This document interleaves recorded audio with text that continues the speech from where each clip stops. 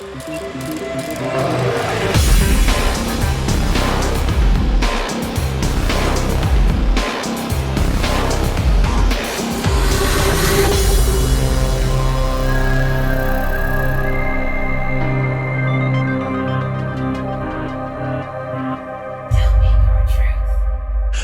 I'm excited that you're on.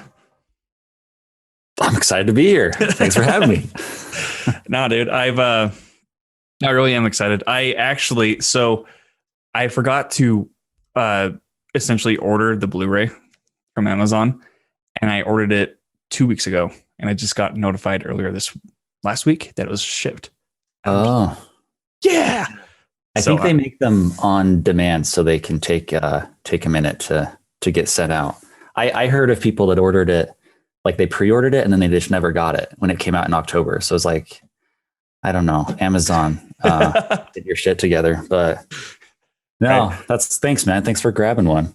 It's a pretty bare bones release, but I don't know. I'm a collector, so I like to have the physical copy. So do you always have to have physical? Like, even so, with everything going digital now, with the PS5 being out and stuff, I have so many Blu-rays. I'm like, I can't convert to digital. What the hell? And then even when you watch stuff on digital, like it's not even like the greatest quality, and it uses up data. Right. If you use physical media, there's no data usage on your plan. So yeah, and you hear stories about like people buy digital copies of movies and then they just disappear from their library, or like the platforms that sell them, I think, can just like take them down if they want. So I don't know. Yeah, I like owning it and having it, and I mean, it's kind of a lost art, but I love like the bonus features and like the Lord of the Rings making ofs. I don't know if you've seen those.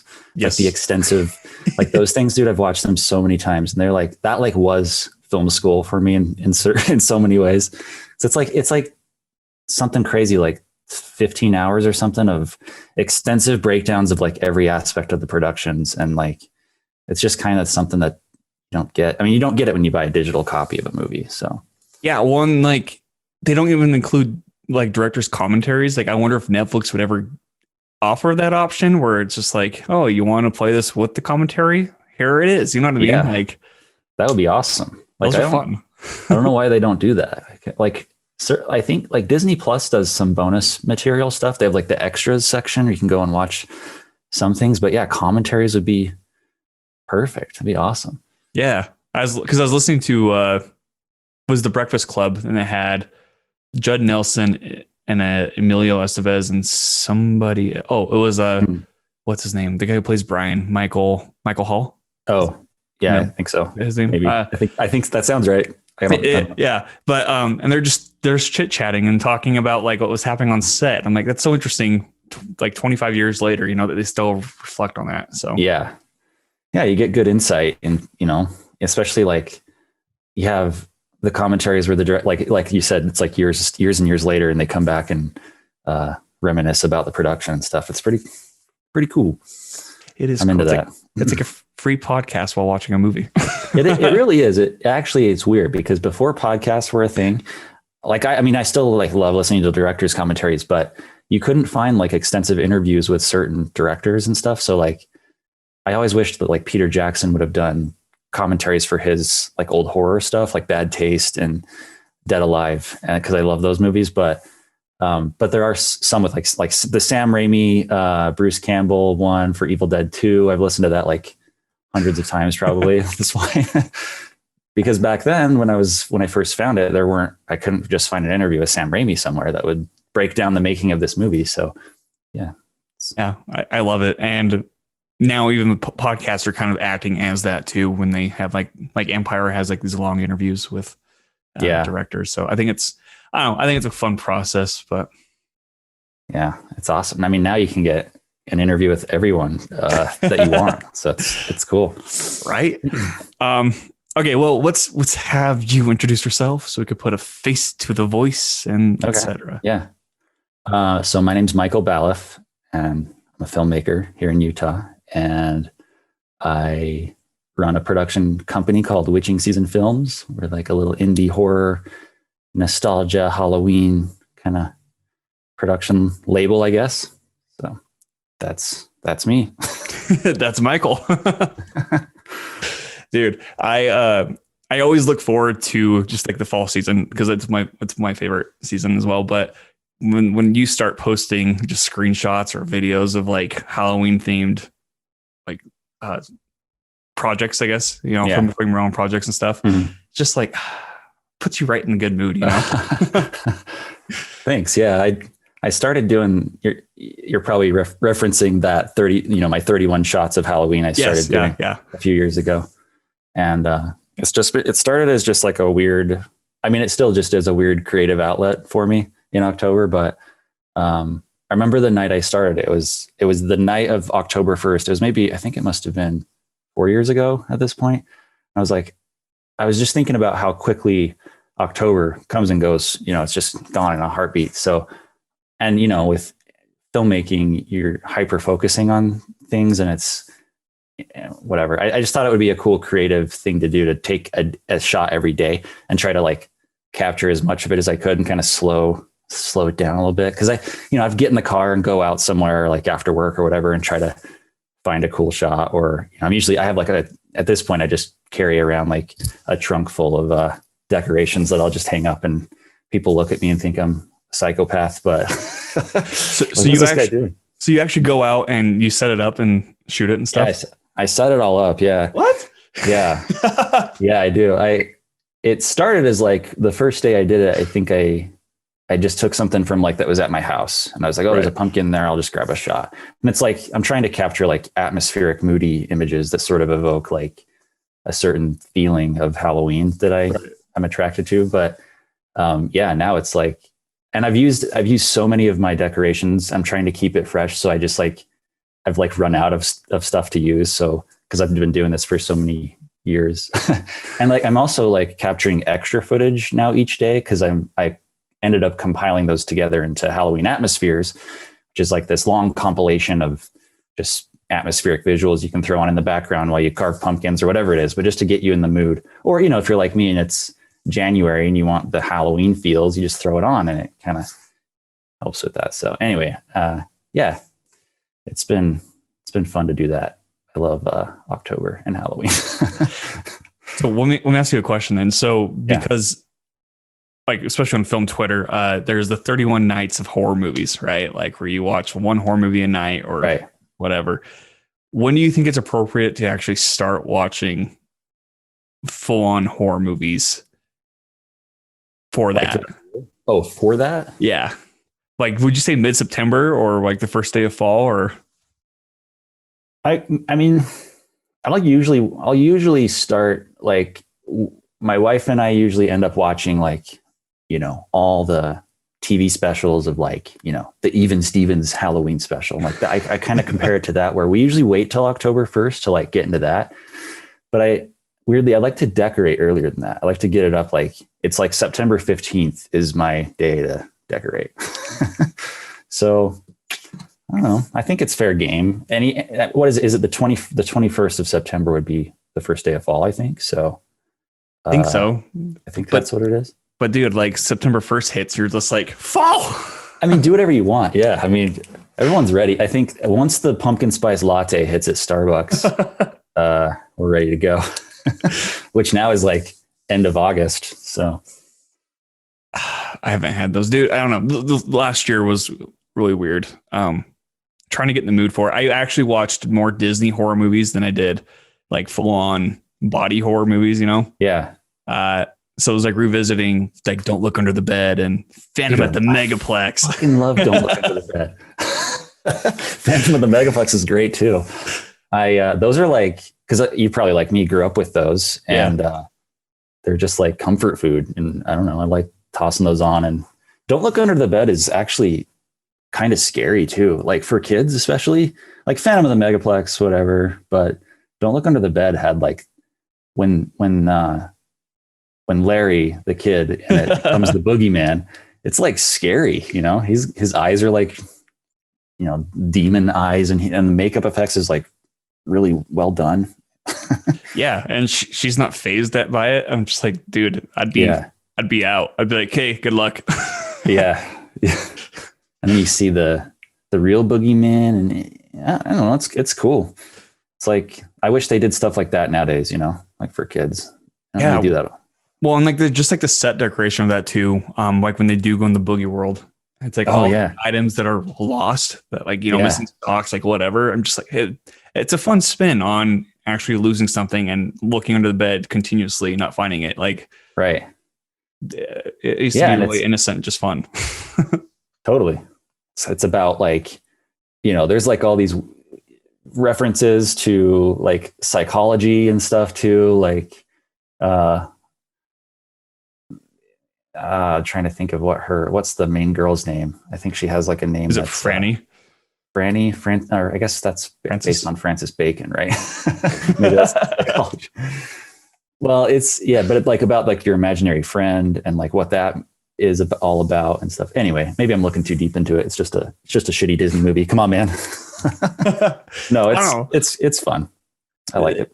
Well, and I was doing here's the thing too. So like with Phantom of the Megaplex, I mean, I remember watching that and being like, I want to work. Cause like when that came out, I was like probably 6, maybe 5 or something. I was like, yeah, I don't know, around there. But yeah, I'm like, I want to work at a movie theater when I'm a teenager, right? Like that's what made me want to work in a movie theater. I never did, by the way, but I doing research on that this year. I was like, okay, well, like who directed this? And it turns out it was filmed in Utah, number one. It's a local director. And I'm like, what? Because, now with Facebook and stuff, I'm like, okay, do they even have Facebooks? Like, do we have mutuals? And this guy and I had like 6 mutuals. And I'm like, dude, that's kind of cool. Awesome. Yeah. I didn't add him, but dude, you got to interview him on here. That'd be so cool to talk to him about that.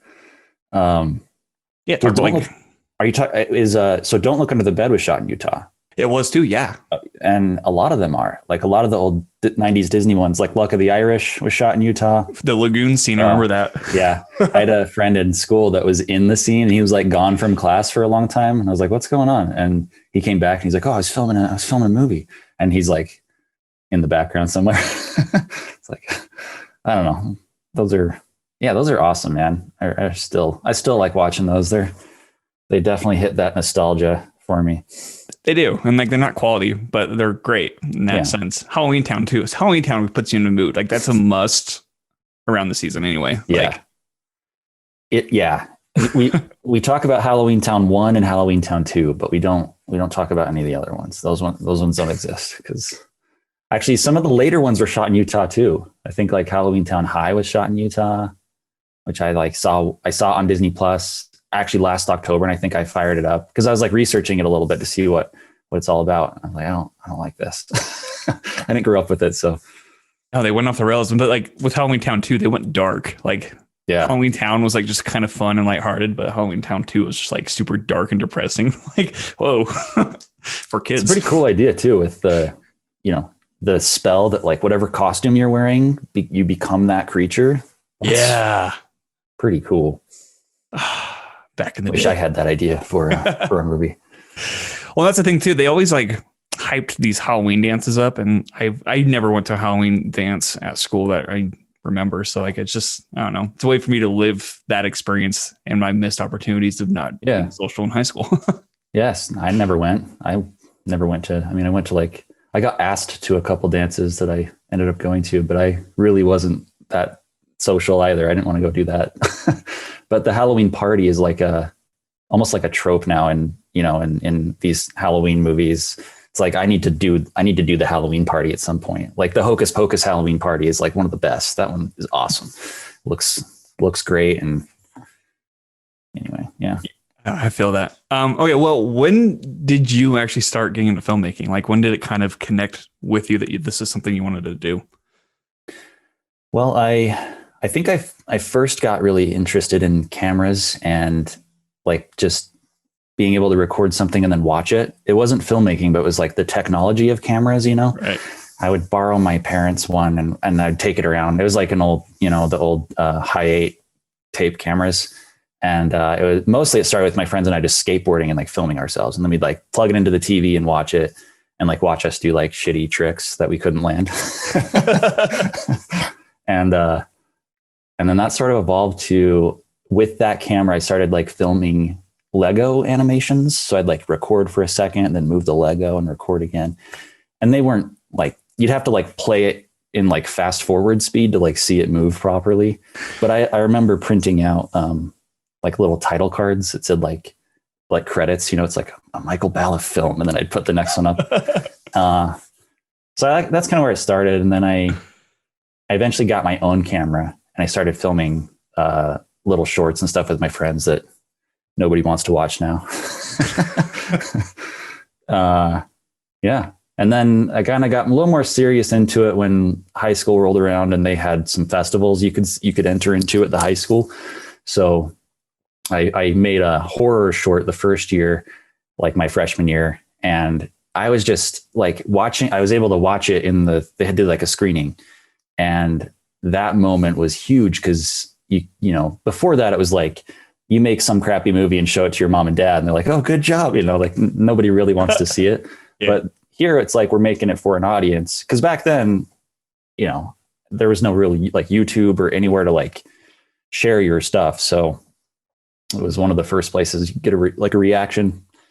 And I remember I made a movie each year. I ended up, the first year I was like really disappointed because I didn't win, which is like so stupid. And then the next year my movie got disqualified because someone died in the movie. It was like an action film where like someone got shot. They disqualified it. They still played it, but they just said, yeah, you can't win an award because you broke the rules because someone died. It's like, okay. And then my senior year I made one, and it actually ended up winning the festival. So it was like, okay, I can, I have something here that I, maybe a little talent or something, And so what kind of like, what movie was your first introduction to like, this is something I can do? It's weird because I think Lord of the Rings was pretty big, but differently, like, so those making ofs were really actually very important. It was actually more, just to back up a little bit, I guess, it was more about seeing other people make short films that was like, oh, I can do it. It wasn't so much thinking I could necessarily make a feature film yet. It was just like, oh, there's like, you can actually just get with your friends and get a camera, and you can edit it, and you can add a visual effects and do cool stuff. And, that's where it started.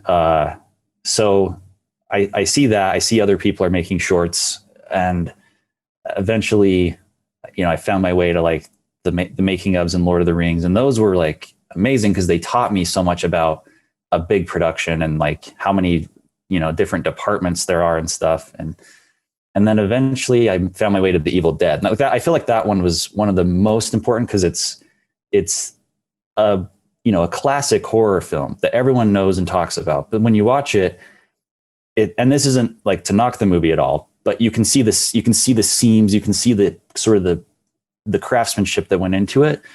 And seeing that one was like, oh, and then learning more about like these guys that made it. They're like, Sam Raimi was like 19 when he started making it. And at the time I was like early 20s, and I was like, oh, I could do something, if he can make this in the middle of nowhere, Michigan, then some asshole in Utah can make a movie too, So, yeah, that was. I vibe with that. Especially like the behind the scenes stuff, like the movie I remember watching behind the scenes stuff, like for the first one, actually, it was actually Underworld. Oh, cool. Mm-hmm. Yeah. And the scene I remember the most being shown like on the behind the scenes stuff was like when she's chasing the car, but she's running faster than the car or the guy is. But they're actually running on carpet. Oh, and that's how they're able to get up to and I'm like, I was too young to watch that movie, but like also, yeah, really like sparked like, oh, that's cool. Like, I wonder how that's made later on, but like there's tricks that they're doing here, and what you're seeing on the screen is not exactly what's happening. It's all controlled and, very planned out. Exactly. Yeah. And like similar to you, like I also had a VHS camera that my parents had, but I just film news stuff with friends. Like, this is the news segment, right? Didn't know any better. And you probably saw the news and we're thinking about like, I can create that, Yeah. And like, we're just totally, cheesy and just so dumb. Like, I mean, like the stories were like so out there, but I don't know why. I don't know if those tapes even exist anymore, but I don't know. Then like in junior high, you meet people who are more into it, and then they have their own YouTube channels. Because when I was in junior high, it was like the dawn of Facebook and YouTube, right? That was the thing, and we'd make these awful films. I mean, like, and my friend at the time actually posted them on YouTube, and he since took them down, rightfully so, because we would say shit that we could totally get in trouble for, right? Like eighth graders, Yeah, that'll happen. Being cheesy, yeah. But since then, like in high school, and then it kind of clicked for me. But then think about high school, like because I was part of the TV production class in there, and they gave us assignments to create trailers for like library books or like whatever. But we had this one idea to include the mascot and to like promote the school. And the idea was like a James Bond idea. And like we were discussing like how we'd get certain shots of a car racing down a street and stuff. That's awesome. We were like literally going to stand there in the middle of the street and just like let a car drive right past us. And I'm thinking about it now. I'm just like, no. Yeah. But like when you're 17, you're like, hell yeah, dude, let's do it. Yeah.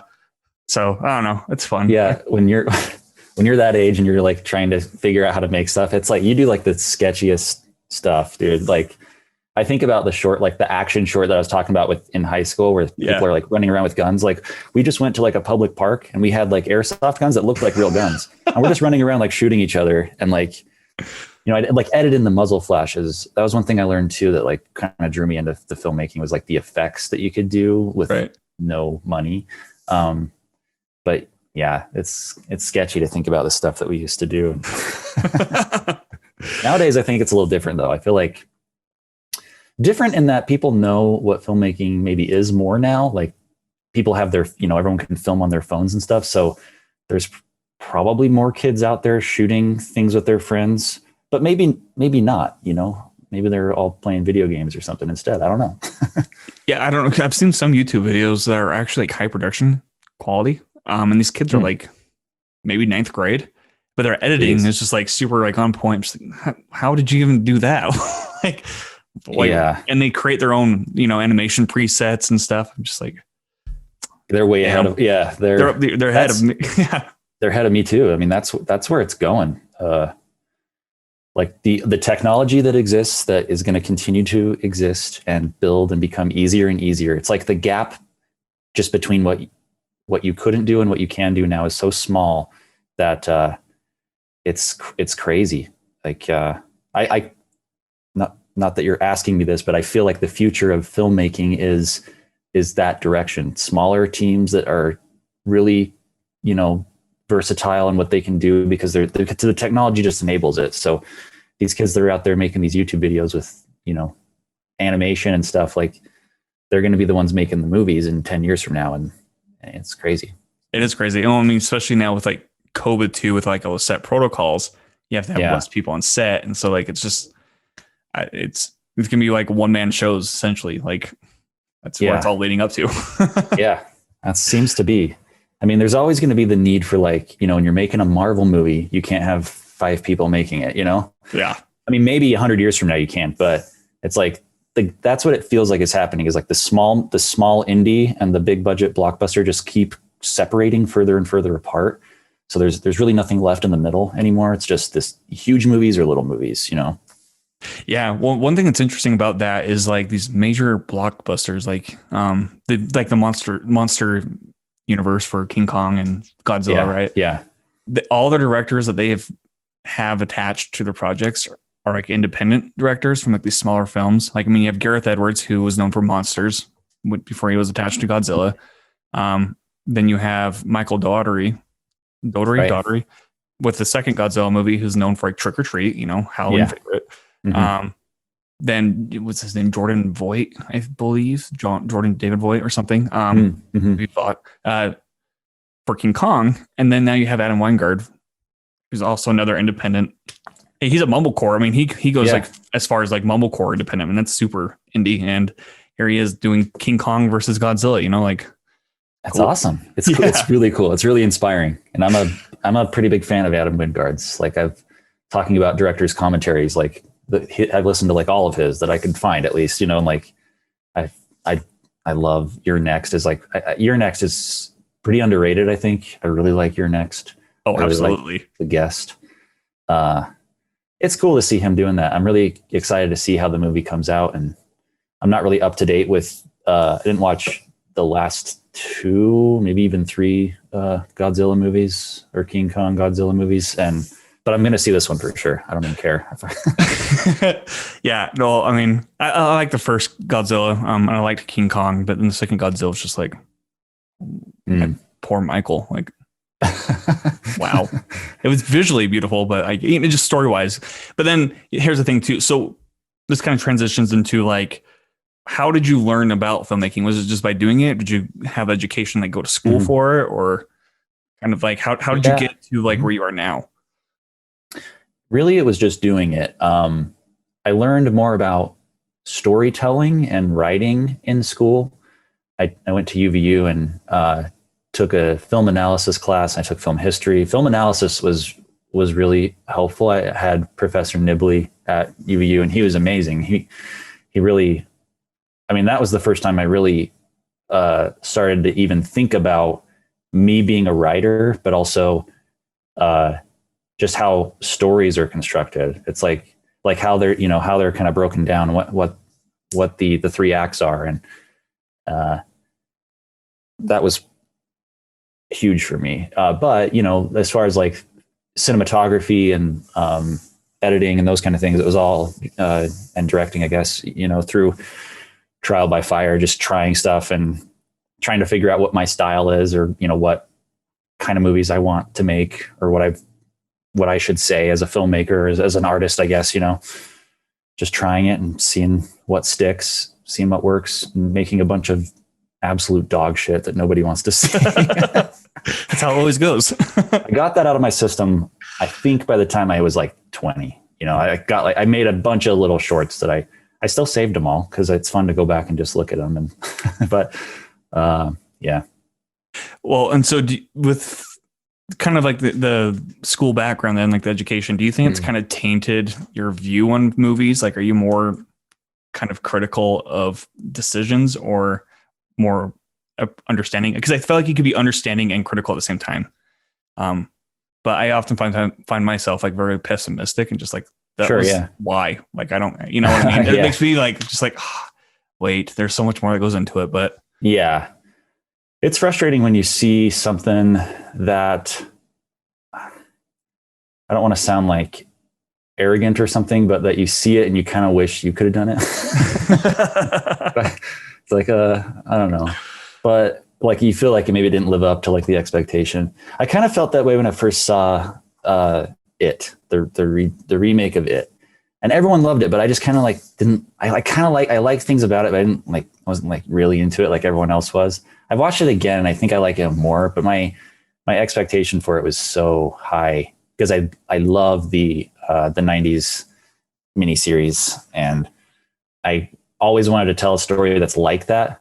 So not like, I never thought I would make that or something, but I just saw it and I was like, I wish they could have done like things a little differently. But I do really like it. And I liked the second one a lot too, the part 2.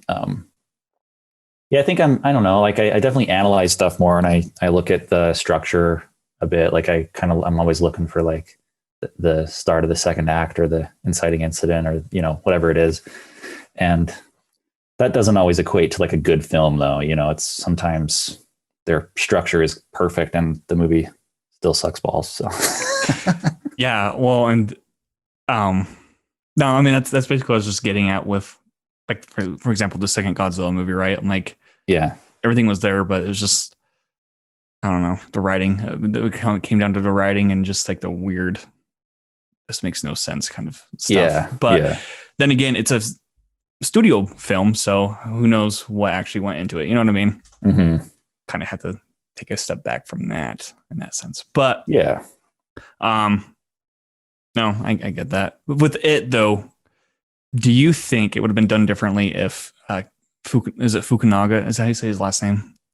Yeah, I'm not sure, but yeah, he was attached to it right at first. Yeah, do you think it would have been a different approach if he was like in charge of the project? I mean, so I'm not too familiar with his work, honestly. I know, so he did True Detective, right? Season 1, the first season. And I know it's like pretty dark. I think I saw I saw the one opening where it's like a long extended shot that was like 6 really minutes. amazing. Yeah. And from what I gathered from that, when I've heard about his stuff, it's more, kind of more in a darker approach, I guess, to the material. Is that accurate? I don't know. Yeah, no, that's pretty accurate. Hey, and I don't know, I kind of have a theory as like what happened, because like in the first one, they still credit him as a writer, because like he did write some of the script, and then they got was it Gary Doberman attached to it? Okay. Yeah. Who's an up and coming horror writer? Yeah. With Warner Brothers exclusively, so it feels like. But the second one was strictly Gary, and I'm just like, I wonder if like there's like some sort of tonal shifts in that sense, Yeah. Although like the second one in some ways feels a bit like more intense to me, or like, I don't know. I felt like the first one really relied on the thing that bothered me the most is the exact same jump scare that would just happen over and over again. Right. This like Pennywise like charging towards the camera with like a loud sound, and it's like a CGI Pennywise too. It's like, I don't know.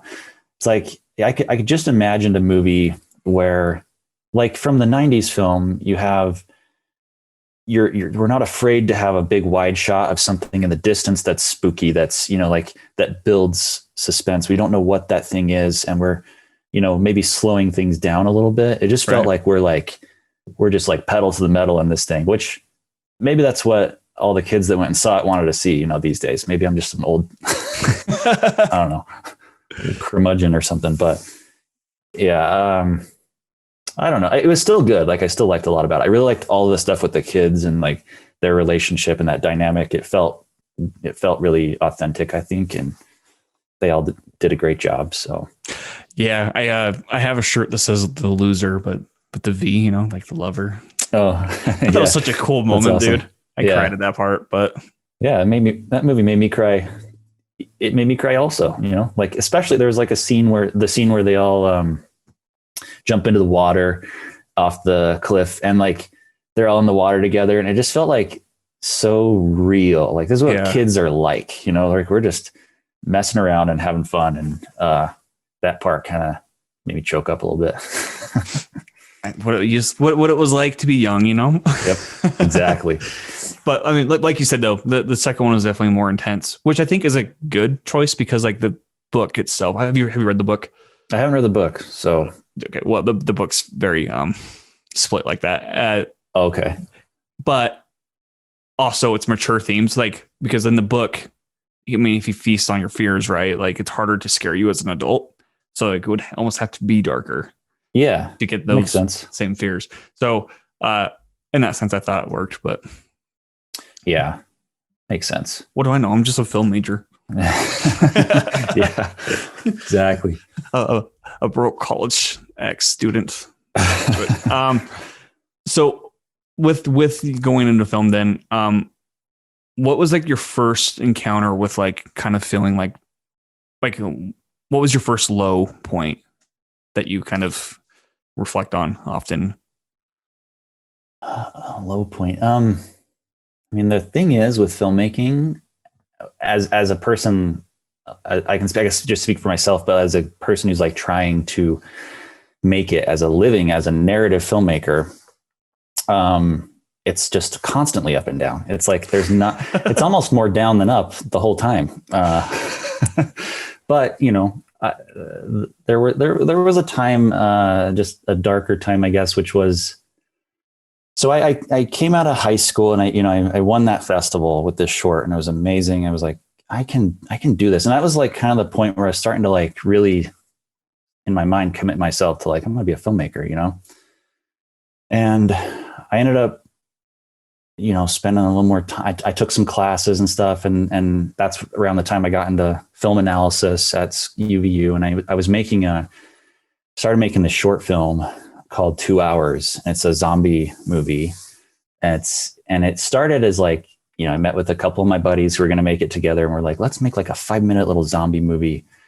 And we kind of just kept working on it, and it kept growing, and the story kept evolving, and it became this like 25-minute zombie short, but it ended up taking 1.5 years to do it. So while I was in film school, I guess, or my classes, I was learning about storytelling and all these things. And I was watching those Lord of the Rings making ofs, like as I was editing nonstop. And I was like, it was awesome. So we made this short, we put it out online, and it went on YouTube, and it did really well. Like, people watched it. It's like, it has like 4 million views right now. It's like super popular on YouTube. But after that, so that was done, I was kind of thinking about what I want to do next. And, you're investing 1.5 years into a short film. I didn't want to replicate that again, because that's way too long for a short film. But the reason I think it took so long is because so much learning I feel like was going on while I was doing it. And from that point, there was a lull of like nothing was coming to me, because I was really like searching for something very specific, And then I kind of had this light bulb moment, and that's really where like Halloween started coming back into my mind, because like I'd always loved Halloween as a kid, and I've always loved horror films. I grew up with the Goosebumps books that I still really love, and like the TV show spinoff, and then Are You Afraid of the Dark, the Nickelodeon show. And I started like thinking about all those things, and like nostalgia started to really come back into my brain. It was like really started to become this important component to my creativity. And I had this idea to do an anthology. Well, just before that, I was hoping to do a feature, but there was just no direct means to make it happen. It's like, I have nothing. I have no one that's going to help me make this, So that's where like the witching season, this anthology that I ended up doing sort of started coming in. And I started shooting the intro for that, and got the intro kind of ready. And then, so I was like, I had a good momentum going. I thought like I kind of came out of this like period of, not knowing what I wanted to do, to kind of it took maybe 1 year to 2 years to come up with this idea to do the witching season. And then I had some major like life changes happen. I got married, and I like moved out of my house for the first time. So like it was really stressful and like hard, because I'd never lived away from home. So I was like, but I got married to like my best friend. I'm so lucky to be with Sadie. And, we moved out together and get married. And then right before I got married, I started realizing one of my eyes is kind of blurry. I was like, I can't see out of this eye. So I go to the doctor, and so I see like an eye doctor. I never really talked about this before a lot. But it was like a devastating moment. I found out I have a degenerative eye disease. So your eyes, it's called keratoconus, and it's where your cornea, it's not hard and like a normal eye. So it's sort of malleable, and it's thin. So when light comes into it, it kind of scatters the light in a weird way, and it makes your vision blurred. And the shitty thing about it is glasses don't fix it. So it's like, it's a lifelong thing. Sorry, it's choking me up thinking about it, because it was so just devastating to learn that. Because I thought, moving forward, I can't make movies. Like it's something where you rely on your vision for, and I'm a cinematographer, so I shoot my own stuff. And it's like, anyway, so I thought it was a death sentence. I was like, I'm fucked. It's over. So that period, it was like I crashed down, and like I leaned on Sadie so much to like help me through it. And ultimately, I'm very lucky, because I came to find that it's a pretty mild case. So I'm like, I can see pretty well. And there are, like, nowadays with technology, there are things you can do that make it stop progressing. So I've just been monitoring it, and and I've been fortunate that it hasn't affected me too much and stopped me from doing what I want to do. But it still feels like, looking ahead, like I don't know where it's going. I don't know what's going to happen. But I think I hit that real low, and I had shot the intro for the witching season, but we hadn't started making it. So I was like, I kind of just had to pull myself out of it and just go, let's just start making it. And then I kind of haven't looked back since that point. We made the series, and that spun off the feature and others. Now we'll see where things go from here. But yeah, there's always ups and downs, but that one was hard. I bet, dude. I actually often think about that too. I'm like, what if there's like a life altering event, that like it's forever changed. Like, especially like, imagine if you're like a musician or a composer and all of a sudden you go deaf, you know, or if being a filmmaker, like the music is like the heart of the story, and like just going deaf, it's like, what do you do? The sad thing is, and I had like this huge epiphany when this all happened. But it does happen. I mean, that literally does happen to people, or, you know, there's so much that can happen unexpectedly in life that can just change all of it for you, you know, and it happens to people. And you know, there's people that have keratoconus way worse than I do. And it's like, and I really feel for those people, because they could have been someone like me who had a dream to do something that they couldn't do, or, you know, or whatever. And it's not I guess the message though is that there's still, even if something like that happens to you, there is still, it's not a death sentence. There are things you can do. I remember when this happened, I was on the internet searching for blind filmmakers just to see if people are out there doing it. And there are people doing it. There are blind directors out there making movies. So it doesn't have to stop you. You can forge ahead, you know? Right. Well, so to kind of counteract that, then, like, what are some of the best highs that you've had? Oh man, one of the best was probably the theatrical viewing of They Live Inside Us, which you got to go to. So glad you were there. That was cool. That was amazing, because I was showing this They Live Inside Us is, it's my first feature. So we did a little screening at an old theater. We rented it out and invited all the cast and like our friends and family to come watch it. And we're trying to get feedback, you know, and like I was showing something that wasn't done. I knew it wasn't done, but the worst thing is the whole 2 weeks leading up to it, I was up all night long editing, and I'd, go to bed for a couple hours and I'd get back up and work on it like all day. Just trying to get this thing close. And I did like maybe a day's worth of work that I tried to get burned onto a Blu-ray, and the Blu-ray just kept failing. I had a backup one from like work I did before. So what I ended up showing wasn't even showing like a 24 hours worth of work. So I was like, I went to the theater, like, again, another low point. I'm showing people this piece of shit that's not, it's not even close to done. I don't even know what it is, because right.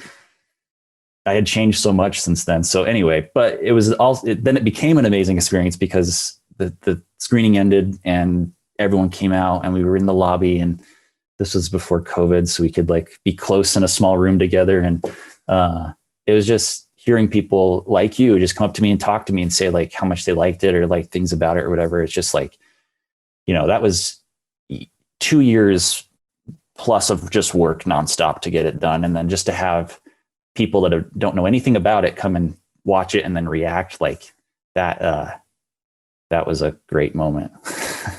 Well, and I was telling James when he was on, that's one of my favorite theatrical experiences. Really? Yeah, it is, because I mean, it's a small theater. It was like a two theater, 2 screens. Yeah. 2 screener. Yeah.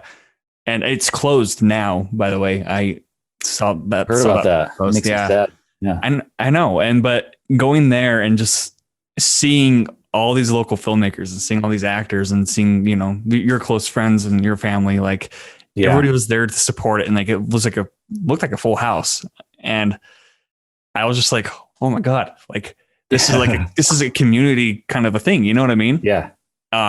So I had a lot of fun, and plus like those old theaters, like the 2 screeners, small towns, like I think it's just really nostalgic in that already. Yeah. Like it just already adds more to it, Yeah. And I remember Spider-Man Far From Home, or the new one. I don't know. It was one of the Spider-Man ones. Mm-hmm. Was it the animated one? I think no. I shouldn't even pretend to know, because I haven't seen a whole lot of the Spider-Man movies lately. But it's whatever. One of the newer Spider-Man movies was playing next to it. Mm-hmm. And I was just like, dude, that's so fucking cool. Oh yeah, that's right. There was a Spider-Man movie right next to it. Yeah. I guess I underestimated the vibe of the theater being an old one, because we didn't pick it because it was like old and nostalgic. It was like the best deal. Like we couldn't find anyone that would do it for like a reasonable rate. And they were so awesome, man. They let us go in and like do a test, just see how it looked on the screen. And like, it was so cool to just start to see the opening title scene come up, and it was awesome. And to your point, like it really was a community thing. It was like all these film, people here in Utah in this area. And like, it was this weird, it was almost like getting married, where so many people come to this thing that don't know each other, but it's like everyone you care about is in this one spot. And it was crazy. But it was great. It's a really good experience. Well, and I went stag because I remember I was asking Landon if he could make it. And I think he had to work. Yeah, I was wondering if he was there. I couldn't remember him being there, so that makes sense if he was working. I think he's working or he's trying to film something, but better have been working, or there better be a damn good reason why he wasn't there. Just kidding. Yeah, you son of a bitch. No. So then I saw. Do you know Jonathan Nelson? Yeah. I saw him with his girlfriend. I was like, dude, what's up? And he's like, That's right, you're here, and I'm like, yeah. That's we awesome. sat next to each other, but I really like. I just want to applaud you and James for pulling that off because that was really fun. So thanks, man. I'm glad that you were able to come, and yeah, it was just a great time. So on that note, then, like, how many more cuts after that until you reached your final cut that's now distributed? So yeah, that was in September, and it changed like a lot since that screening. We did like a survey, so. A lot of people actually went after the fact. We had a little link that we, just handed out a little piece of paper like, hey, leave your thoughts afterwards. And I took a lot of that feedback in, and it even changed a few things where people were confused about certain story points that I even added like some additional dialogue to help bring some of those points home. So it was from September. The screening was in September, and I worked on it all throughout the winter up until about February to March, and that's around where we got distribution in place. So it didn't end then. It was like, what is that, like 5 or 6 more months of I recolored the entire movie. All of the sound was basically redone since the screening. There was some of it that stayed in there, but a lot of it was redone. And the edit, I think I cut out like 5 minutes because it was a little bit long. I think it's still kind of long, but I don't know how to cut anything else out of it. This one, so. Well, I'm excited to watch the DVD. Oh yeah. Oh, have you seen it since the screening? Or I have not. I know it's on Prime right now. But yeah, I'd be curious to know what your thoughts are compared to Blu-ray. Yeah, the quality. Yeah, and you won't have to see the what was it, like a T-Mobile commercial that suddenly came on halfway through the screening? Do you remember that? Yes. In the theater? Yeah. They had like an like their ad system started to play on it, and it was like, anyway. No, I remember that. Good. That was fun. I mean, like, this adds more to like, it's just a small. Yeah. I mean, I don't know. And like, it really reminded me of, like, remember Halloween Town, like they're in that theater at the end, right? And everybody's like, or even Scream 2, like they're all in a theater and just throwing popcorn. I mean, literally, that was the vibe that was there that night. Like, it was fun. Like, I mean, that's I wish more theaters were like that, because it felt like an actual premiere for a big movie, even though it was just like a smaller local film, right? That you guys made, and here you are, like having it distributed and picked up, and I think that's so fucking cool, man. Like, thanks, man.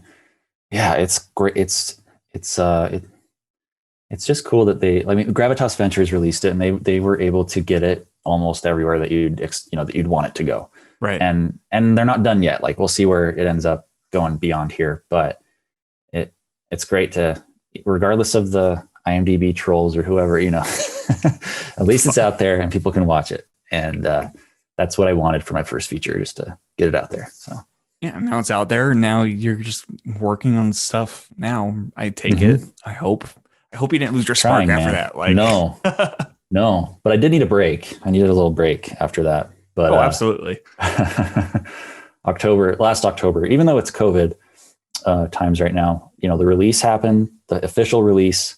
So there was like building up to that, so much anxiety and stress because, it's finally going out there to the world for people to see.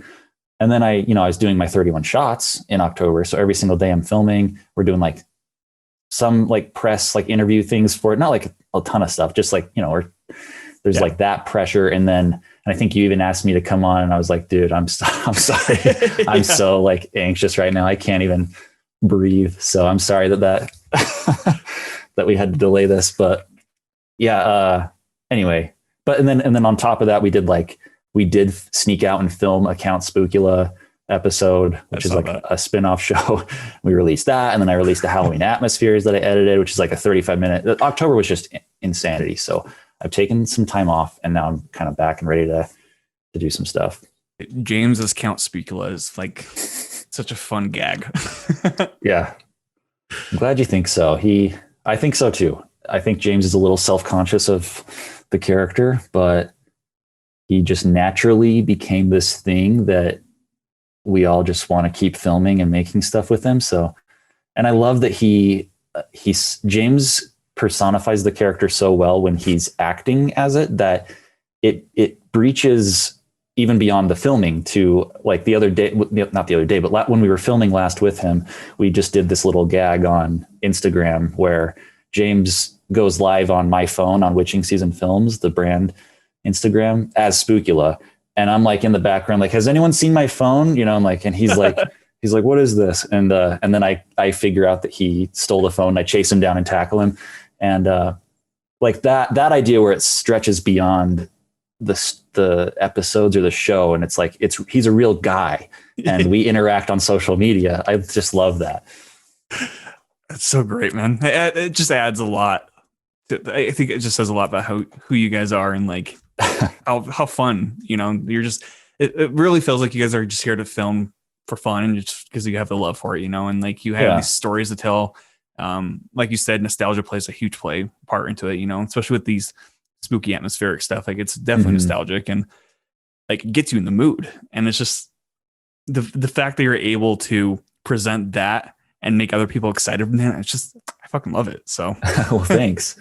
Yeah. It's cool that other people see it and like see whatever it is, like the 31 shots, even like you said, that just blows my mind. Cause I thought for the longest time, as I had this idea to like do Halloween centric content, that I was like the only person that would want to see this. And then I realized as I started releasing stuff that there are a lot of people out there that you don't have to be like the biggest Halloween fan to enjoy it either. You know, when Halloween or October rolls around and you want to feel like, you know, you're experiencing Halloween, hopefully the stuff we make can like help you do that more. And yeah, so. Yeah, I mean, because like Christmas, you have people dressed as elves or presents, shopping, you know, like Coco. Right. Yeah. But then, I mean, Halloween, I mean, you actually have like the decorations. I think the decorations for all holidays is just kind of fun. It just puts people in the mood, you know? Totally. Valentine's Day. I haven't seen anything for Valentine's Day this year, probably because 2021 is like a hopeless love. Yeah. But yeah. It's like, you know, Halloween and Christmas are like the top dogs there, but Word. Yeah. But I think with Spookula too, the reason why we started leaning into that is because They Live Inside Us is like really dark material and like heavy stuff. So like I lived with that for a couple of years making it. And it's like also personal stuff. It's like a part of me is in there, and it's just nice to like just do something that's wacky and silly. And with this, you know, terrible horror host that, you know, can't, he never watches the movies we tell him to watch. He never sticks to the script, and he always does like inappropriate shit on screen. So it's just fun, you know. I enjoy it. Well, I mean, if you're not having fun, then like, what's the point, you know? Yeah. It's got to be fun. You can't lose track of that. Right. Well, and I think I mentioned to him as well is that my first viewing of your guys' work was at the Utah Film Awards in 2018. You had actually, I think it was They Live Inside Us, like the short. Oh yeah. Playing in there, and I jumped so hard during one of the jump scare sscenes. Oh, nice. And I was sitting next to Landon, and he like leans over and he's like, I have to go talk to them. All right, dude, you do that. Like and this is like when I was fairly new to the, because I was in that for my script. So I was like new to the festival circuit, new to like the filmmaking. Yeah. It was like can we talk to them? Like, is they even a thing? Because it was like That's so much funny. Yeah, dude. And then I remember we were filming, what's it called? It was one of Landon's projects up at Yeah. the asylum. Right. And you and James showed up because James had a part. And that's when I like first talked to you. And like, it was cool, man. Like, I was just like, dude, this guy's like fucking badass. That was awesome, man. That was such a fun thing to come up. I just wanted to come and meet everyone because James was, I mean, I had no reason to be there, but Landon said it would be cool if I came up. And yeah, I think I maybe met you briefly at the screening with Landon. And it's so funny to hear you say that, like, like, can we talk to those guys? Like, to even think that we're like at some level that's like beyond you or something is so silly to me. But that's what James said too. Yeah, that's so funny. That's so funny. But it was really humbling to like talk to people after that watched that that short and enjoyed it. But yeah, it was so cool to come up to that asylum, whatever it was, asylum something. Asylum 49, yeah. Yeah, that was really cool. And like James was off filming, so like I was just started like walking around by myself in this like giant spooky place, and then I'd like run into you. I'm like, oh hey, and we just started talking. And yeah, I thought you were a cool dude. So yeah, dude, I still think you're a cool dude. Oh, thank you. No, yeah, dude, I was just there doing BTS stuff, which I think is nice. It's nice not to work on a set like work because like when you overwork on like so many different projects, you know, you get overwhelmed. So BTS was just kind of a step back, and I'm like, I'll take photos of stuff I think are cool, you know. Yeah. But did you experience anything creepy there?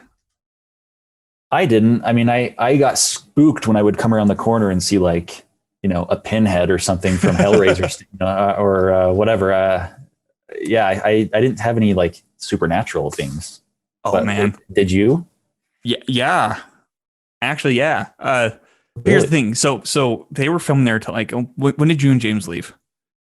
It was, I want to say like midnight or something like that. Okay, so not super late. Right, and I left at like 4 a.m. Because I was actually passing out in the chair, and I'm like, dude, I have an hour drive. Like, I have to get home and sleep. But yeah, I was talking on the phone with my friend while they were off shooting. You know, I was like in a different area, and like it's spooky as if because nobody's around. Yeah, I swear to God, I heard footsteps running up behind me, and every time I turn around, they'd stop. Like, oh my gosh, yeah, dude. And I was just like, okay, I got to get to a different area, whatever, you know. And then the owners would take us on a tour, essentially, and show us the most haunted rooms. And I kid you not, I mean, there's like 5 witnesses for this. Okay, we saw like a handprint kind of like form in somebody's shirt. Really? Holy crap! Pushing them forward, yeah. And like I can't describe that. Like I just like the chills. So how did that happen? Did the person that was like, I mean, did someone just notice that they were feeling a hand on their shirt, or what?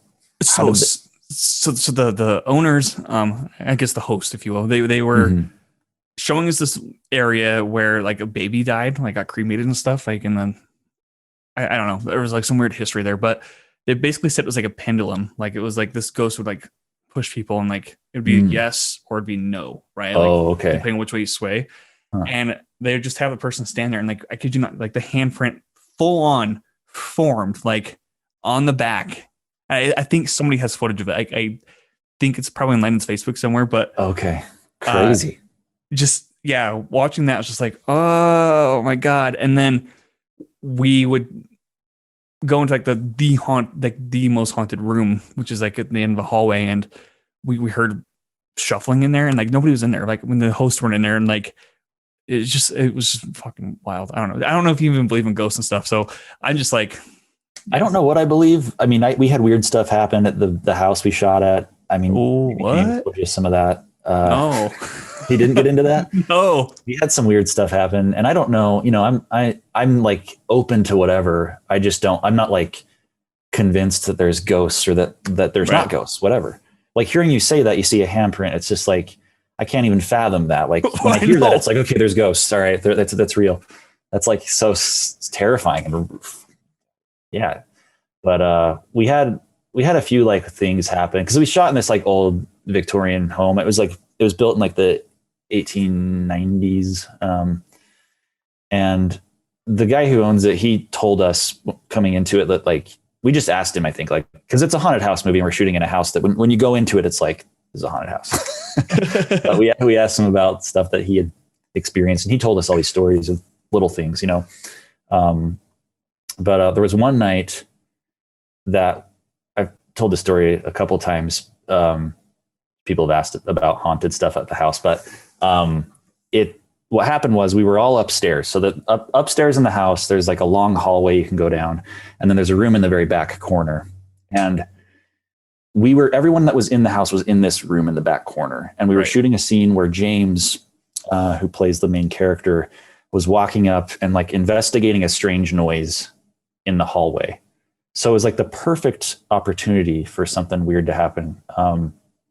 And if you watch the movie, there's an office space that's upstairs that's where we set it, but the room is actually downstairs. So we were faking this room as upstairs for downstairs. Anyway, we were still upstairs because every time we would look towards the hallway, we had to film upstairs. And every time we looked towards the inside of the room, we'd have to go downstairs and shoot through the doorway, just trick work with the camera. But anyway, movie magic. Yeah, exactly. So we're upstairs filming. I'm behind James recording. He hears a noise and opens the door, and we suddenly hear like this crashing sound. We're like, in the footage that I'm filming, you can hear one of the producers, my buddy Alan. He's like, "What the fuck?" And we're all like, "What was that?" And then James kept acting. He's like, so we still used the take, and I made sure that take went into the movie because I had to know that was the one that was in there. Anyway, we all go out. We go down the hall. And there's a bathroom just off the hall, right in the middle. And we're looking around and we can see this shampoo or conditioner bottle, hair conditioner, is now in the tub. So we're like, okay, that must have fallen. That's not that weird. But then we like look down at the ground. There's like conditioner squirted all over the ground. And we're like, like, that's weird. Did someone accidentally like knock a bottle and squirt it? And like nobody had. And you could even see the conditioner, like it was like fresh. It was like sinking into the carpet that it landed on or the rug. So like, okay, that's bizarre. We go back and watch the footage, and like if you listen to it right before the crash, there's like a ketchup bottle squirt sound. So it sounds like someone like squirted it and then tossed this bottle into the tub. And I couldn't explain that other than someone else being in the house that was pulling a trick on us. And we would have known, because everywhere you walk in that house, it's creaky. If someone did it and ran down the hall, we would have heard, so that one, I really don't know how that could have happened. I mean, it's too weird. So we all had like really creeped out vibes after that. And we were all, I think we pretty much just called it a night filming. Oh, dude. One time I was filming at my ex-girlfriend's place, and she had her own house. Mm-hmm. And we were trying to film like I don't know, it was like a shitty short with friends, like it was nothing serious. Yeah. But we're like, well, let's do a movie about like a demon, like a possession. Right. We're like, so we actually went around trying to look for a Ouija board, which we couldn't find. Oh, okay. So we had to home make one out of cardboard. Oh. But after this, like after we fucked with it, she actually called me like 3 times, like randomly in the nights, and she'd be like after you were done filming, you would. Yeah, she would call me, and she's like, I think somebody's here, and like she just kept talking about like creepy vibes she was getting, and like she even caught like a recording of like some guy breathing like in her room. Dude, it was just like, yeah, it was a creepy. Yeah, that sounds like a plot for a good horror film right there. These kids, make a Ouija board, and then they film something, and then they're done, and then that night, the ghost or whatever starts. Yeah, well, and here's the thing too. So I with like watching Hereditary, after I watched that, like I got like the heebie-jeebies after watching that. Same here. So much to the point where I thought somebody was in my car with me. Like one of my biggest fears is looking in my rearview mirror and just seeing a silhouette sitting in the back. Yeah, that's like terrifying. Like if I ever crash, ask me if that happened first. You know what I mean? Like, is there a good chance that probably happened? And I got home and like, I have sage like smudged or whatever. Just like, I don't know. Like, I don't want to fuck with shit, Mm-hmm. And then it was like that same vibe is like the same vibe I got at her place. And like, it's just, that's the exact same vibe I actually got after even driving home from Sound 49. Because I was just like, if anything does, exist, like I don't want them following me home. Like, yeah, that's the first thing I thought after this all happened at the house. I was like, and that's kind of, I think, why we just called it. We're like, I think we all felt like we didn't want something to follow us home or whatever. So we were all like, I don't know what that was. And even the guy that owns the house, Jake, he was like, I've never had anything like that happen before. He's seen stuff. Like he said, he saw like a little girl in the window. He was like downstairs and he saw like a face. So he goes up and no one's there. So Nope. But no. Yeah. So it's, I don't know. Who knows, man? It totally open to that being to that existing, but I can't just say that it was ghosts or something. I can't just like commit myself to it, and I'd have to get more than that, I think, to say that. No, I mean, I know, I totally understand that, and I don't know. I also feel like it's like one of those things you kind of have to like experience to even like have a foundation of a belief of some sort, Yeah. It's just like, not to get all religious or something, but to me, like, it's okay to just not know things. It's okay to just have it. We don't fully understand what's going on. So let's just, maybe stay open to things, but you don't have to label everything, or I don't know. That's kind of drives me crazy when people just have like, whatever, believe what you want. And we're all our own people. So no, exactly. And I don't know. I think it's also fun when you like with horror films, especially like when people do have weird experiences, and like you hear about it like years later after the movie's been out. You're like, what? I think. Let me ask you a question. How was staying at the Stanley Hotel? Like, was that creepy at all? That's on my to-do list eventually. Oh yeah, so. It was the room we were in. My wife and I went as just we were in Denver for a concert, so we went up to Estes Park to stay. And you got it. It's such a cool, like, Estes Park as a little town is awesome. It's like this old little quaint town, and Stanley is just right there. And it's the building of the hotel is amazing, and it was really cool to be there because I'm a big fan of The Shining, but also like I really like Mick Garris's Shining miniseries, where they actually shot in that hotel, which is, it's the hotel that inspired Stephen King to write The Shining. The room we were in was in a place where it didn't feel isolated enough or quiet enough that we would have weird things happen. We were like in a walkway where people were walking constantly, but Sadie, my wife, still wanted the lights on when we went to bed. So we left the lights on all night, or at least the lamp. But it was super, super cool, dude. And there's like this little store that we went to, highlight of the trip. There was like this little downtown store, and they just had like weird random stuff. And I found like all these old Goosebumps stuff there that was like brand new. They had there's like these old pictures. They look like it's like a picture frame with like the cover. It was like the Haunted Mask cover, and like you press a button, it like lights up. And they had like a few of those they were like $5 and they were brand new. I'm like, I'm taking all of these.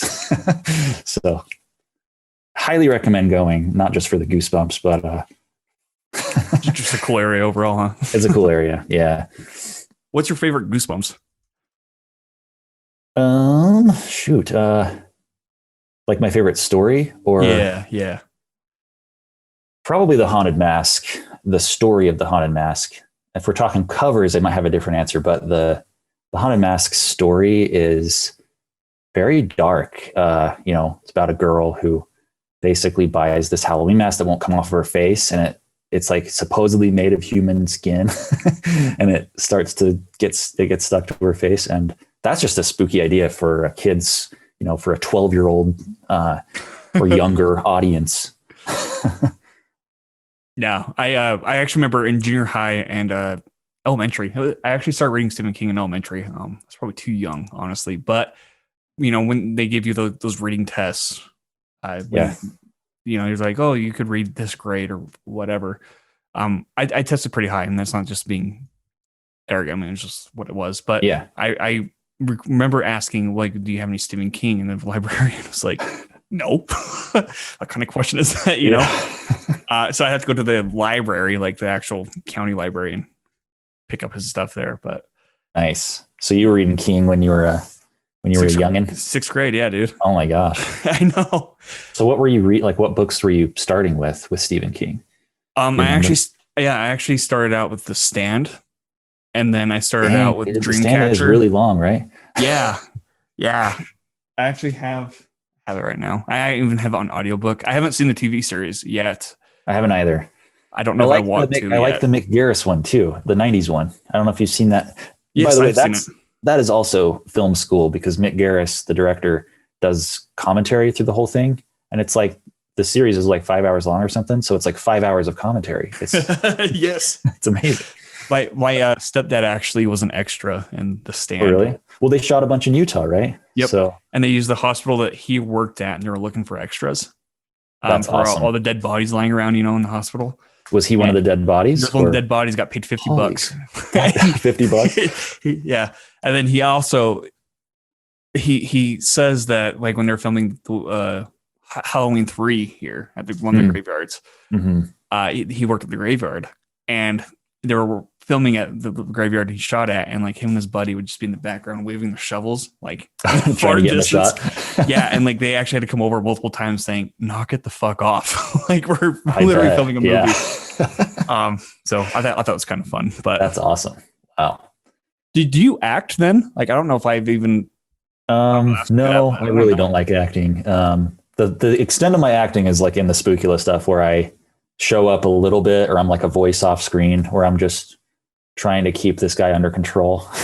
so it's like a character of yourself. I feel like, yeah, it's like we're in character when we talk about Spookula as a real person, but it's like it's like maybe it's really just me, but like maybe an extended version of me, just kind of like being a little bit more combative, I guess, with him, Yeah.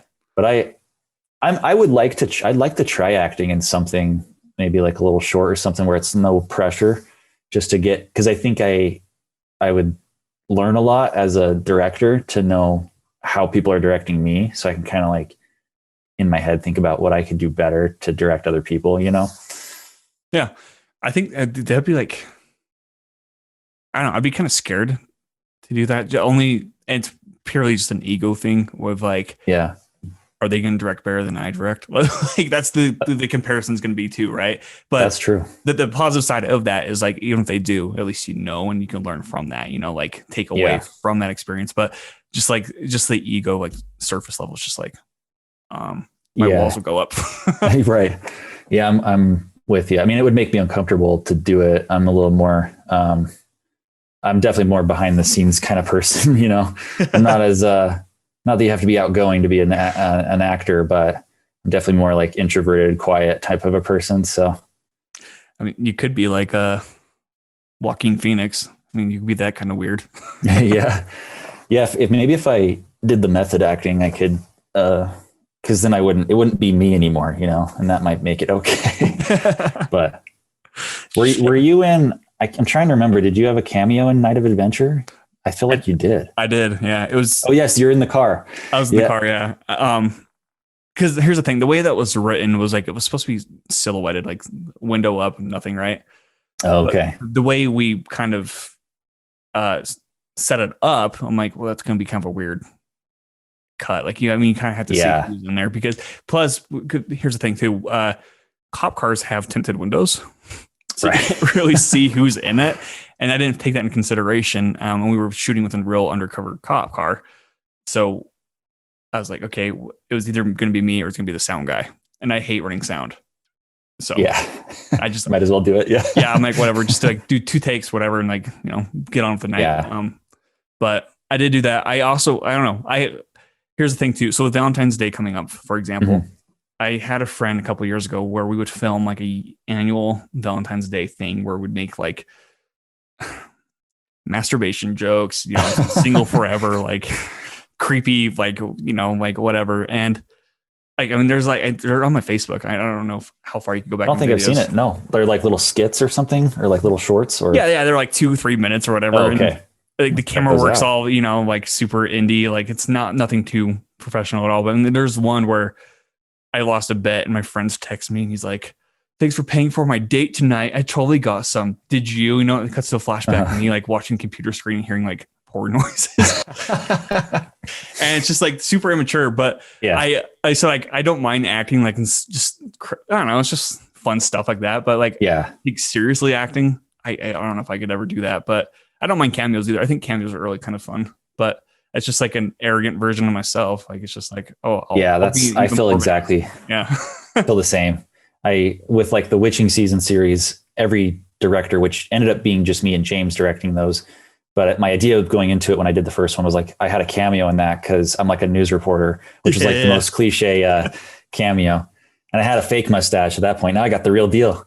So I gotta get in there and do another news reporter. But yeah, I think that just comes to like, for me, that came from like the M. Night Shyamalan, his cameos he would do in every movie. I thought that was really cool. Yeah, I don't actually mind cameos either. I think they're kind of fun. Yeah. I mean, is it Scream 1, I think?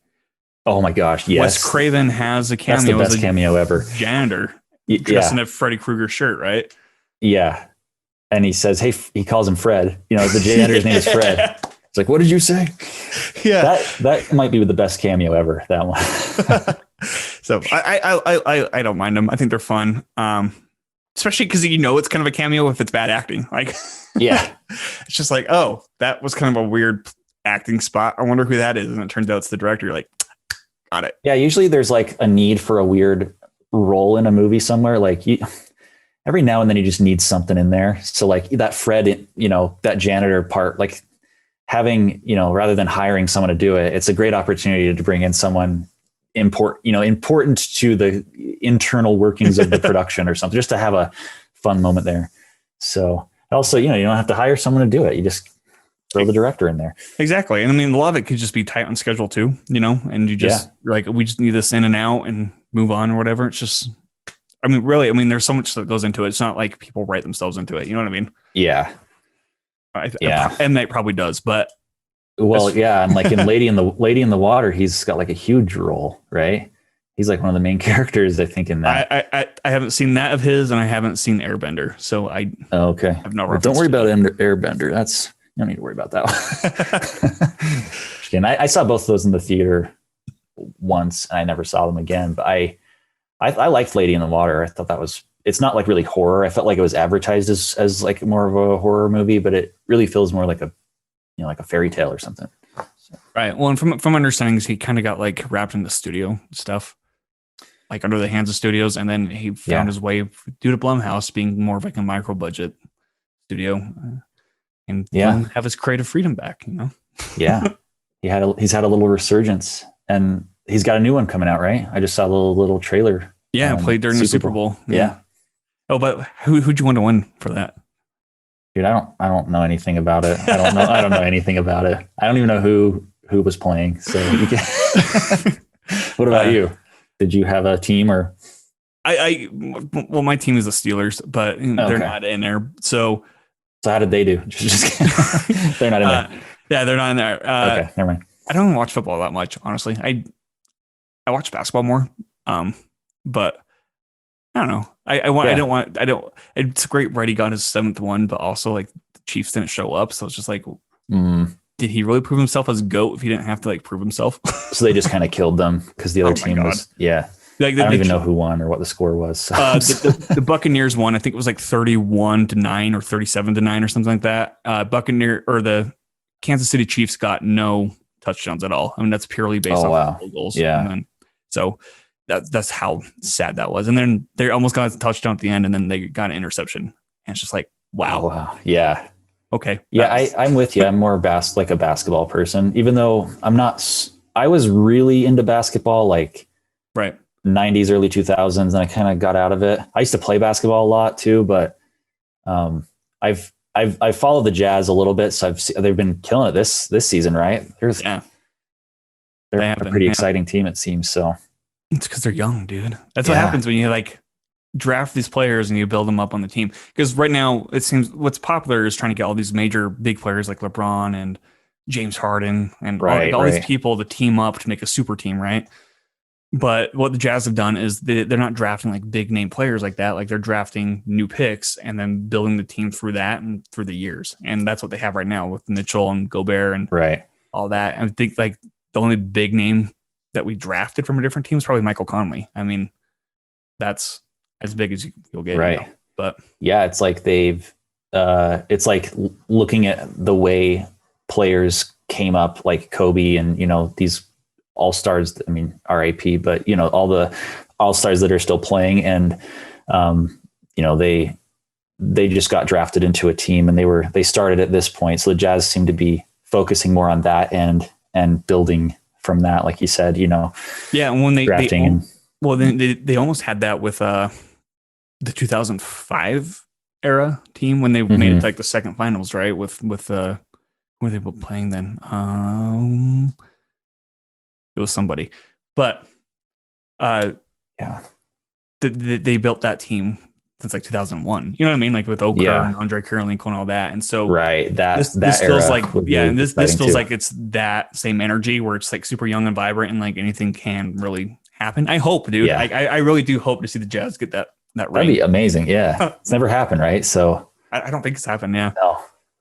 So yeah, when I think about basketball or the Jazz, like my mind goes back to like the John Stockton hitting the three at the end of the Rockets game, right, to take them to the finals, and then the Bulls finals. That's where I go, and that was like 20 years ago at this point. So did you watch the Michael Jordan documentary on Netflix? I haven't seen it yet. I'd recommend it. It's pretty fascinating, but I mean, it's really a Bulls documentary. It's about how they became so great in their dynasty, but at the end, it's really just a Michael Jordan documentary. Sure. Apparently, there's a controversy that a Utah Jazz fan poisoned their pizza, and he was sick at a game during the finals. Oh, crazy! And so when that aired, there's like Twitter went wild with that theory and calling the Utah Jazz shady. And it's like, dude, that happened like 20 years ago, like you said. Like, what?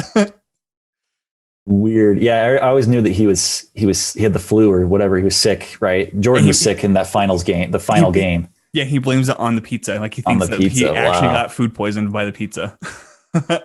Wow. That'd be pretty wild if that happened. But how would you know? How would you ever know that? It's insane.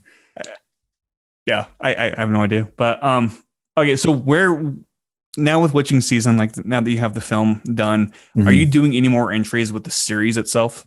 Like, do you have anything else planned for that? I would love to. I'm trying to figure out how to make that happen now.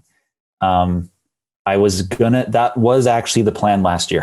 And then we were building to it. We even cast an episode and had everything ready to go for it. And that was like February. And then we start getting word of this virus stuff. And then seriously, we were planning to film in April, and it got, by then it was like, there's no way. We don't know enough about any of this to move forward. So that ended up not happening. So we'll see. I'd love to do more. I have a handful of ideas for more episodes, and with They Live Inside Us, that was made as a short first for season 1. And I have another idea that They Live Inside Us goes way back. I wanted to do it even before the witching season briefly, but I just couldn't figure out how to get it made. I didn't have the resources or anything to do it. So I've got another one that's very similar. It's like I've had it in my mind for like 8 or 9 years, and it's kind of about, I don't want to get too deep into it, but it's very nostalgic for me because it's about a group of kids. And it's like when I was a kid, I used to have a haunted house that we would do with my friends, like a little spook alley thing. So it's kind of about this group doing that. And I think that would be a good episode to try as a short first. So we'll see if that, I hope this year ends up being one that things do start to open up. We can get stuff under control and feel a little safer getting back into productions. But yeah, it's wild how, I don't know. Like I'm thinking about like a year ago today, it's just like we didn't see this coming. Even like a year ago today, like we literally did not think we were going to go on a national lockdown. Yeah, and even when we did, we thought it was like 2 weeks, people telling us 2 weeks. We're going to do this for 2 weeks, and we're going to get back. And it's like, yeah, I don't know. Backfired. Yeah, even right now, we don't know. We just don't know where any of this is going. So I'm hopeful it will get better soon. It seems like cases are dropping right now, so Let's hope. yeah. There is like a new strain. That's what you don't like to hear either. There's a new, more contagious strain. It's just like, fuck. Don't, yeah. Like, God damn it. Yeah, we don't need that. So I hope we can do more, but there's like, I've had thoughts of trying some like smaller scale stuff that's easier to do. What about you? What do you got going on? I don't know. I because I was talking to you a couple weeks ago about an idea of sorts, but I don't know, man. It's just like I'll write and then I'll like just lose all the creativity. I'm just like, I don't feel like writing. It's I don't know if it's a toll of the pandemic or like what. I don't know. Yeah, it's hard. It's hard to stay motivated, and especially when there's no real like right now. There's no way to like see it through completely. I mean, there is if depending on depending on what precautions you can take or how you craft that idea. But yeah, it's hard.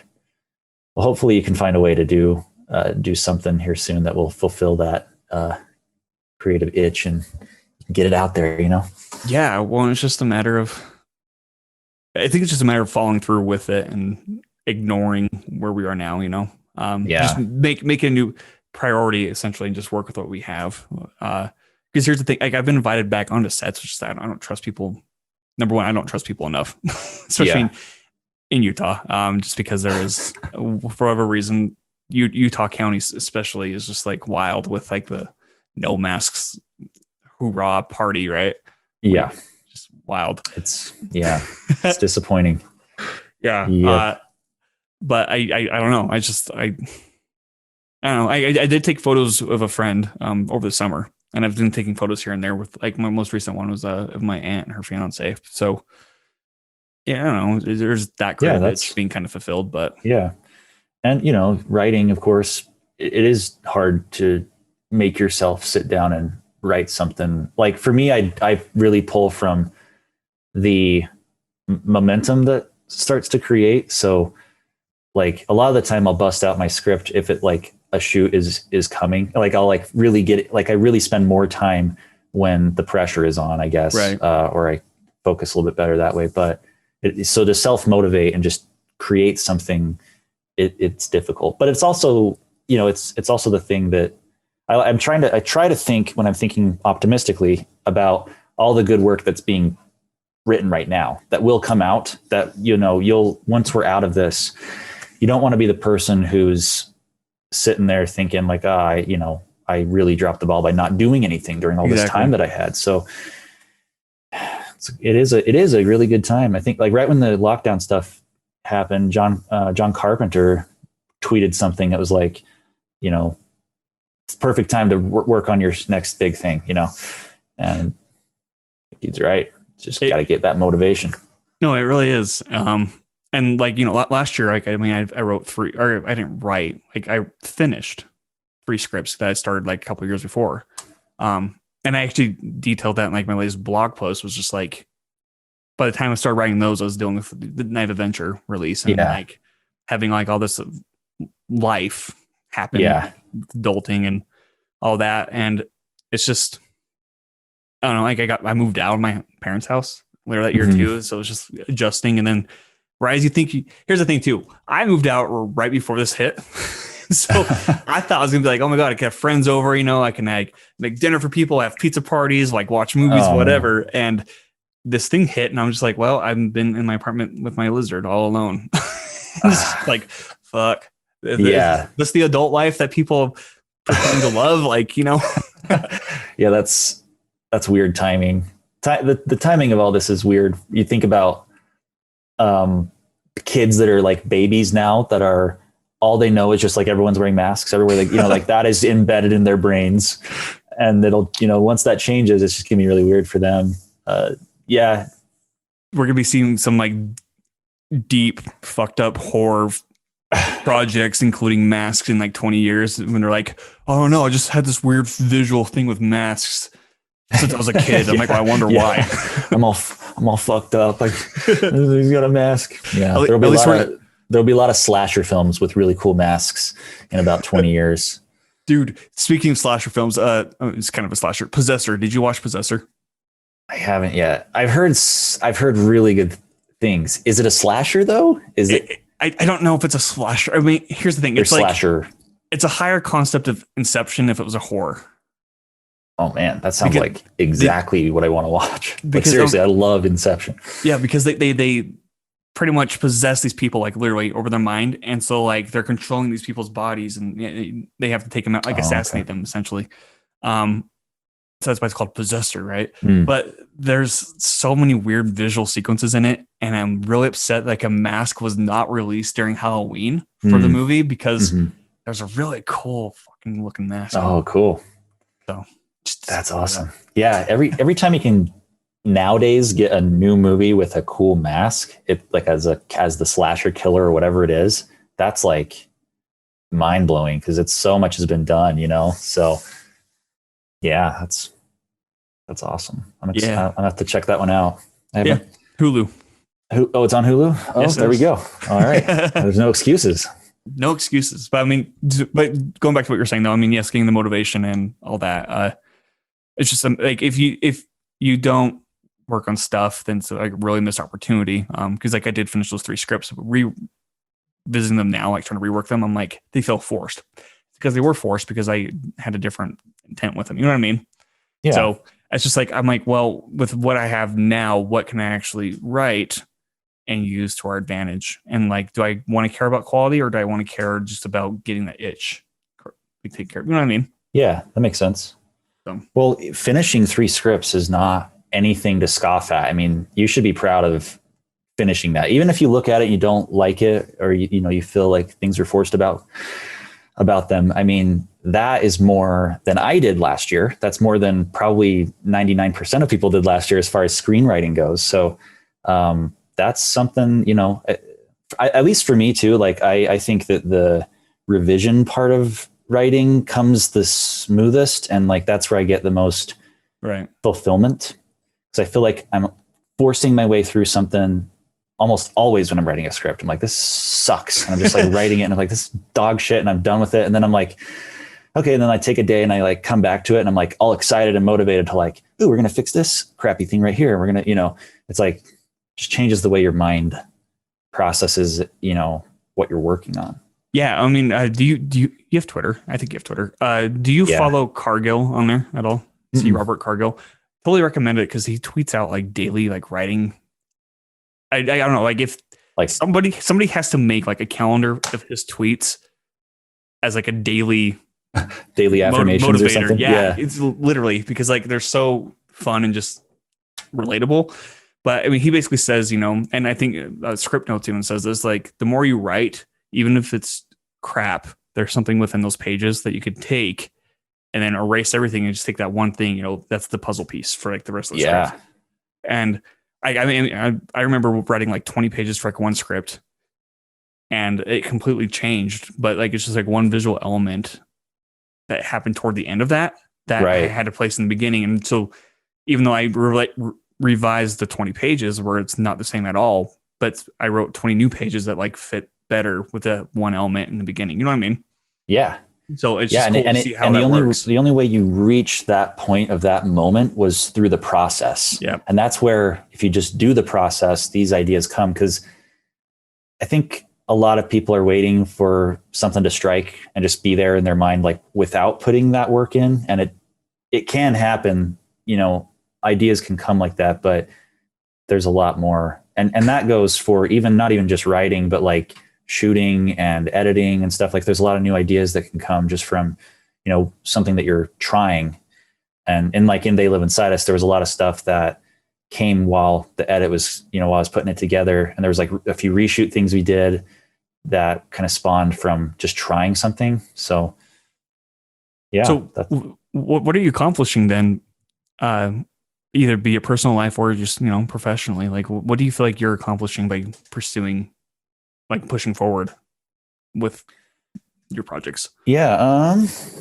I don't know. I hope I'm able to make stuff that does something for someone. I guess that's what I sort of, when it all comes down to it, like it's kind of a question of what is the value or purpose of art? It's like, if it was gone, does it really change much? And on one hand, you could maybe say yes. On the other hand, it really influences everything in life. So I find I do it primarily because it satisfies something within me that, makes me feel like I have purpose, and that I'm able to hopefully create something that, affects someone, whether it's, an emotional chord, or it's just entertaining and they get an escape for a minute to watch this thing, or it creates a feeling within them, or they find a feeling within them.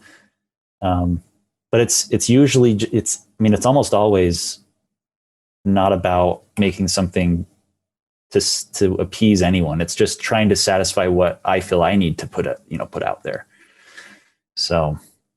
Right. Well, like going off that, because myself, I love horror a lot. But recently I've kind of grown not out of it, but like it's just that I don't write much of it anymore. Like it's kind of more, I write more projects that are more personal to me. So like if it has to be horror, then by all means I could, do that if it's personal. Yeah. But what I realized with Night of Adventure, for example, is that like there's more elements of that that are me personally than like any horror script I've written or any other project I've written. Yeah. Like it's like, and I'm finding that little details, like those little details about like, it's just like you learn about yourself as you create, essentially, and so if I try to approach new ideas and projects, I'm like, okay, well, what can I learn from this about myself? Like, how can I explore this? Like, what's it going to reveal? Because a lot of it's like talking to like an invisible psychologist when you're writing. It's just you're going through like emotions, you're bringing up like past nostalgic stuff, like memories, and it's really therapeutic in that sense.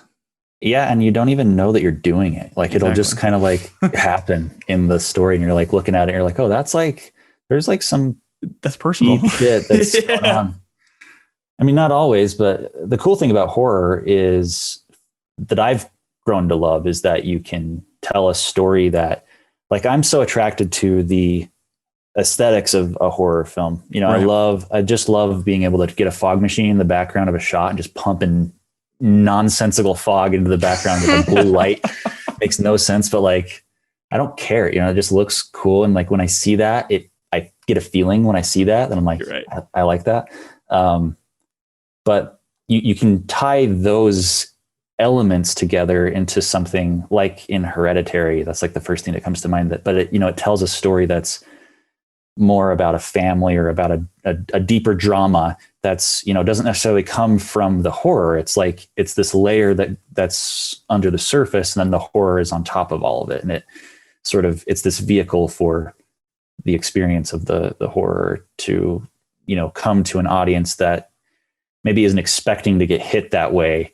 And like, I think They Live Inside Us certainly tries to do that. That's what I was hoping for. And even 2 hours, my zombie film I did, like, I learned about that when I made that.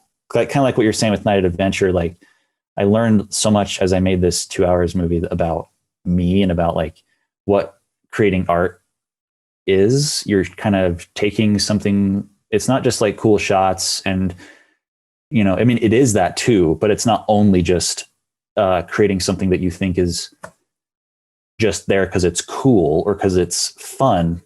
It certainly can be that. I don't want to degrade any of that because I love shit that's like that too. But I found that, I can tie in these deeper threads about something I'm dealing with or something that I have been thinking about a lot or whatever, Yeah. Well, and especially when everybody's on the same page when you're filming, like going over like, shot list with like the DP, like Chris, for example, I'd say, well, what if we, try this close up right here?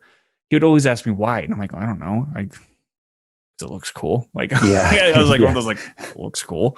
Yeah. And then, but he'd be like, but that's the intention of the characters. Like, I'm like, oh my God, you're right. Like, there's so much more to it than just like what I want. Like, there's people there who care about the story. You know what I mean? So, yep. Such a cool communal experience. It really is. And yeah, I was just going to say, when you were brought up Night Adventure and just sort of the way you felt with it, like I rewatched it the other day. I think I told you on Facebook, and that was like what you described about this being something that's like in some ways it sums up who you are. It's like very personal, and it feels like you. Like when I watched it, I was like, that feels like Chaz to me. When I saw it, I was like, this is like, I know that this is coming from a place where this is saying something important about the author, you know. And that thing there is what I really think is missing from a lot of good content. A lot of people don't even consider that. And it is just about a cool thing, you know. There's always a place for a cool thing, but it's so much better if you can take the cool thing and tie it into something that really means more. And then maybe there's a theme there, or a moral there, something that can resonate with, you know, your audience for the better. And I guess I think about that, like when you're asking me, you know, if creating this stuff, like what it does for me. And I think that the hope of that is one of the most exciting parts about it.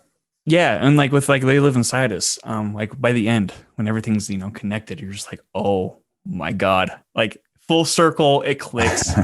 I love it. You know, it also says exactly what you're trying to go for, and like it even says about you, you know, like how you view things essentially, and like how you you create all these stories essentially, you know, and like there's stories within all this, and it's just like how are you gonna tell it, you know? Yeah. And the fact that you experiment with different forms, like I love like the screenplay idea of that overlaying on, you know, like exterior, you know, neighborhood or whatever, and it's just like yeah, like it's just anybody it makes watching that in the theater, for example, like made me realize I fucking love movies. Like this is another reminder why I love movies, because other people do too, and they include that in it. So thanks, dude. Great. Yeah, I really wanted it to be that, you know, I wanted it to be about the creative process and like the struggles of trying to, you know, as a creative person, trying to capture something bigger and better. And like, I don't know, trying to reach another level of what you're doing. Cause it was very much what I was trying to do as I wrote the script. So it became about the character trying to sort of push things to the next level, or dealing with the writer's block, or dealing with the feeling of being stuck, and, you know, tying in like, you know, just like the insecurities that a lot of us have as we're coming up trying to do this stuff. It's just a hard thing to do. Yeah. Well, it's kind of interesting too. So like speaking of like writer's blocks, part of my screenwriting class back in school, you know, the students would have to bring in scripts every week and would read them and give feedback. And we got like 5 scripts a night, maybe. But a lot of the writers were like, they'd write this cool idea, like they'd like write out like the story's flowing, you're like totally into it, and then the next page is like, I don't know what to put here, skip to this page. Like it's just like, oh my God, it's totally relatable. Like yeah, you don't know where it's going, and nobody even commented. It's just like, oh yeah, totally. I mean, it's part of the process, you know? Yeah. Yeah. Sometimes I'll write, more needs to happen here, and then we'll just continue, you know. It's like, I don't know what it is, but something needs to happen. Yep. So it's better to do that than just to stop and not be able, and just be crippled by it and not be able to do anything, you know? Right. Because for me personally, like, I actually know how like a story's going to end more than I know how it's going to be in the middle. It's like trying to work toward that end, but it kind of restricts me in a lot of ways. It kind of bites me in the ass. I'm not gonna lie. So every writer has their own way of doing stuff. But yeah.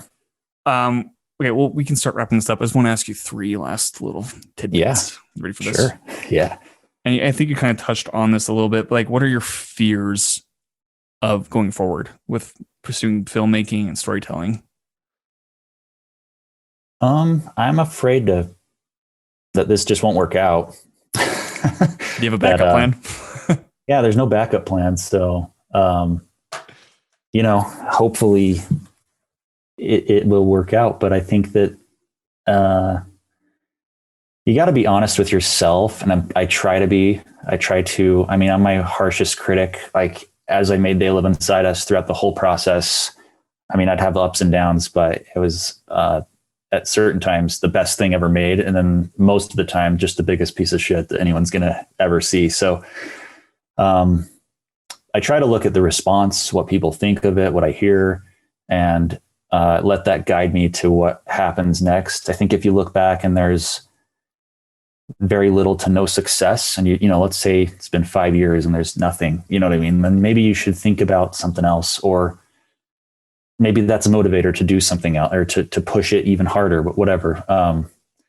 Yeah, failing at this would be a big fear of mine. But I also, you know, I'm a beyond creative work. You know, it's just like being able to be a good spouse and supporter, and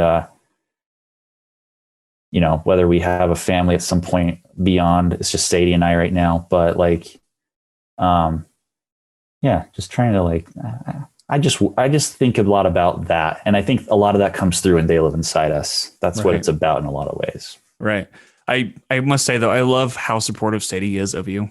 Seeing all the stuff that she tags you in with, especially during the push of this. You know, I'm just like, man, yeah, what a great fucking support. You know, she's absolutely amazing, and she, you know, she's got a hand in the production, and she's interested in what I do, and she really believes in me. So if she didn't, that would be, you know, where do you go from there? That's a tough spot to be in. So that's a divorce. No, I'm just kidding.